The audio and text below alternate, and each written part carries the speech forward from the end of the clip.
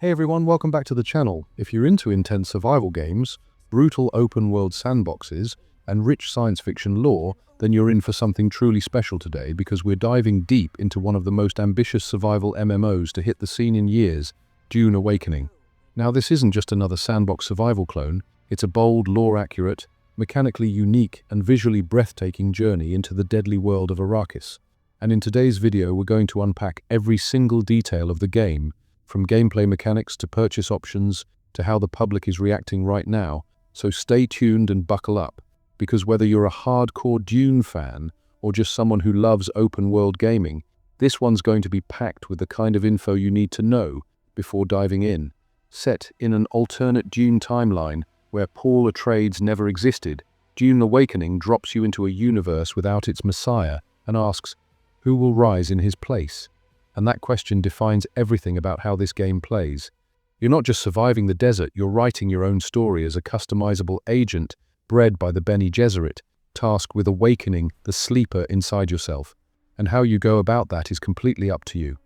The game world is a sprawling, interconnected open-world Arrakis, fully persistent and shaped by shifting sand dunes, dynamic weather systems, and emergent faction conflicts. And if we talk about gameplay, the core loop blends survival tension with RPG depth and MMO-style progression. You start with nothing, just a torn suit and the need for water, and build up to wielding tech, vehicles, and weapons that can change the balance of power in your region. Unlike most survival games, Dune Awakening redefines the rules of survival. There's no hunger bar. Instead, the focus is purely on hydration, temperature, and movement. Water is your currency, your health buffer, and your motivation to explore, build, and fight. Dying in the desert means risking everything. You can lose your gear permanently in certain zones, and death doesn't pause the world, so a sandworm or PvP ambush can permanently change your trajectory. The world is full of verticality, mystery, and lethal beauty, with canyons to explore, caves full of forgotten tech, and ancient labs from the old Imperium that hold powerful rewards. And speaking of the sandworms, they're not scripted events, they're living systems. They detect vibrations and movement, and they respond in real time. Imagine setting up a spice harvester, only to hear the thunder of a worm sign behind you.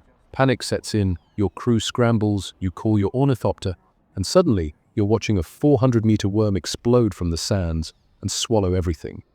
It's terrifying, cinematic, and never stops being impressive. If we talk about the classes and progression system, it's surprisingly deep and highly customizable.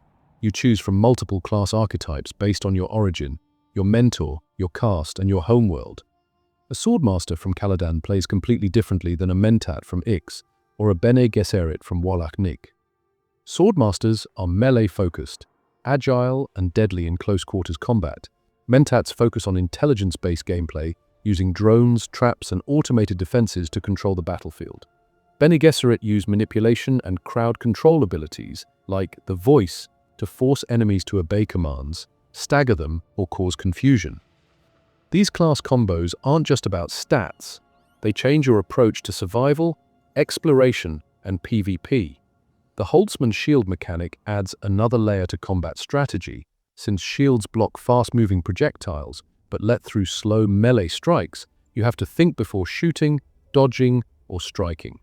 PvP is everywhere, but especially tense around spice fields, where harvesting spice is a high-stakes game of risk versus reward. These are contested zones with limited time resources, and often several factions clash over the same patch of sand. You have to plan your exit, monitor worm sign, and watch the skies for aerial threats while your harvesters work. And if we talk about building and crafting, this is another area where Dune Awakening shines.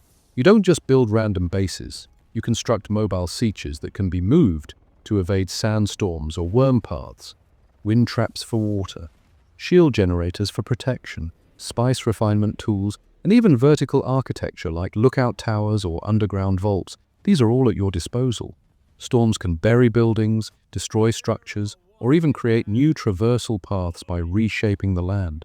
There are entire underground networks to uncover, as well as desert cities ruined by ancient wars, and you can build within or around these if you're smart enough to claim them. The environment is not static, it evolves, shifts, and punishes complacency. Now, if we talk about visuals and performance, Dune Awakening is powered by Unreal Engine 5, and it shows. From ray-traced lighting and realistic sand physics to atmospheric effects like heat distortion and nighttime windstorms that make the world feel alien and dangerous. The skyboxes are massive, the lighting is dynamic, and everything has that extra layer of cinematic texture. Whether you're walking across a burning desert plain or flying low in an ornithopter during a lightning storm, the game constantly impresses with its scale and environmental storytelling. Audio is equally impressive. Worm roars shake your bones, the hum of spice harvesters is oddly soothing, and every biome sounds alive with life, threat, or silence. Now shifting to monetization. If we talk about how you buy this game, Dune Awakening is currently in early access on Steam with two main editions available.